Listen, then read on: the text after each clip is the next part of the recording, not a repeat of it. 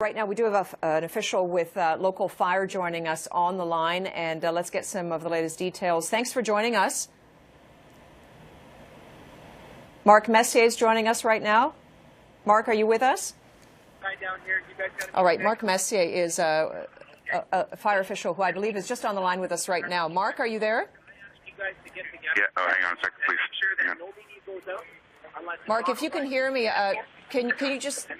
All right, so I understand that Mark Messier, as you might imagine, it's a situation where he's fielding a number of calls, so he is going to be joining us in just a few seconds. We're going to give him a little bit of time to get into place so that he can share the latest details with us. But if you're just joining us, breaking news right now in the Ottawa area. Mark Messier with the local fire detachment there with Ottawa Fire joining us. Mark, are you able to talk to us right now? Yes, I can, briefly. Mark, this is a horrific scene. What can you tell us? How many people injured? How many dead? Do we know? Well, we're still working on exact numbers. We are looking at least 5 fatalities at this time, and at least 5 or 6 people have been transported with serious injuries, and we're still have a triage area set up on scene here where we're dealing with other patients from the bus. Now, it's a double-decker bus that has a capacity of 100 people. However, we don't have the exact numbers of how many people were on the bus at the time. So it is quite the scene. There's a lot of emergency personnel here, and the priority is to take care of any of the victims and people that will need care, and then they'll start looking at the investigation. Can you, so at least 5 dead, is that number potentially going to climb by much based on what you've surveyed or been aware of? Again, it's too soon to tell. With the extent of the injuries, I don't have all that information. We're still working on gathering that all. Our priority right is getting anybody with serious injuries to the hospitals and getting them in proper care. So it's kind of hard to tell if those numbers could go up, but right now that's where we stand. Okay, we are getting a sense through some of the pictures that we're just showing. It seems that it's really just the front end of this bus that was sheared off. Is that right? That's correct, yes. So the nature of injuries for those who are being transported to hospital, many going to the Ottawa Civic Hospital, it is the largest trauma centre in that area. The nature of the injuries, can you talk to that? No, I can't speak to the nature of the injuries because I don't have that information. Like I said, there are multiple injuries. Many of them are serious. And right now the priority is just to get them off to hospitals and get the best care that we can get them. Can you confirm, is this train 51? This was leaving Ottawa and going into Fallowfield at the time. Can you confirm that, Mark? No, I can't confirm the train number. I can tell you it was traveling southwest, so it was probably leaving Ottawa. But as to destination, I don't have that information. Okay. Can you just speak to how is it problematic getting these people out of that bus? I mean, what are you really dealing with here? Well, most people were already out of the bus when we arrived. We still had about 4 or 5 people on the bus. Was lightly trapped, which required some extrication. A lot of them, the other ones had minor injuries, but we were able to, start providing first aid inside the bus and then get them out of the bus and care of paramedics.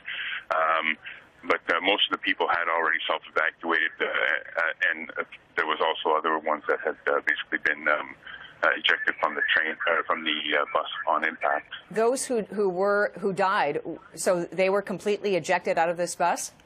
That I can't confirm all of that information. I just know that there was, we had bodies and debris pretty much everywhere at the impact site. Mark, our report on the scene describes some of what crews are dealing with. This is pretty much as horrific as a scene can get. Yes, I mean, this is obviously what you've seen. Many casualties. There's a lot of emergency personnel here. There's a lot of debris. It was a very serious impact, and it is a serious scene. We are hearing reports, though, of those who are there just, breaking down because to get a call to arrive on the scene of something like this, it is sort of your worst nightmare, is it not? Well, it definitely is. I mean, We have to, but I mean, again, our priority is patients, is human lives. So our priority is focusing on that. We also had to make sure that everybody was okay on the train, which we got confirmation that there were no injuries on the train. And yes, but I mean, we've got procedures in place to care for the first responders and also to address any of the other passengers that were witnesses to this. Mark, any idea, those who were transported to hospital, have all the most serious been taken away to hospital or not quite yet? No, anybody with serious injuries are gone to the hospital. Okay, and you said the most seriously injured, about 5 or 6 people and 5 dead. That is the latest? Well, that's the preliminary numbers. Again, that's yet to be confirmed. But those are the numbers that we're dealing with right now, and we also have some that are still being assessed on site by paramedics and firefighters, and if they need to be transported, they will be transported. Is there any kind of support for the people who witnessed this? I mean, when you talk about bodies flying, through the bus, because we know that, it's not the norm to wear seatbelts on these transpo buses, but also bodies flying out. I would think that those who witnessed that are going to need some support to get through that. Yes, they'll have all types of assistance come to the scene, and they'll also make assistance available to those that require it afterwards. I know that we are setting up one area, one of the fire stations nearby for some of the first responders. But as for the patients and stuff, that will obviously be taken care of when the need be.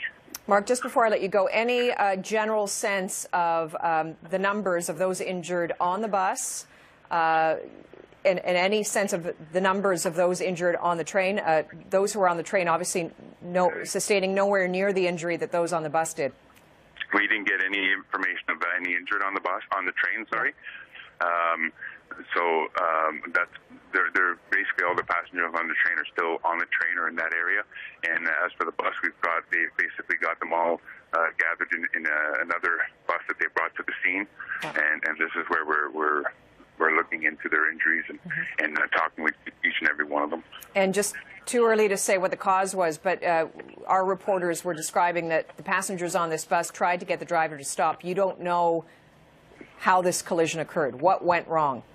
No, we don't have any of that information. Again, that's all subject to the investigation that will take place. All right, Mark Messier is with Ottawa Fire. He's been giving us the latest information on this. We do appreciate your time, Mark, and we hope that this proceeds as best as it can. It's a horrific story, but we appreciate you informing us. Thank you.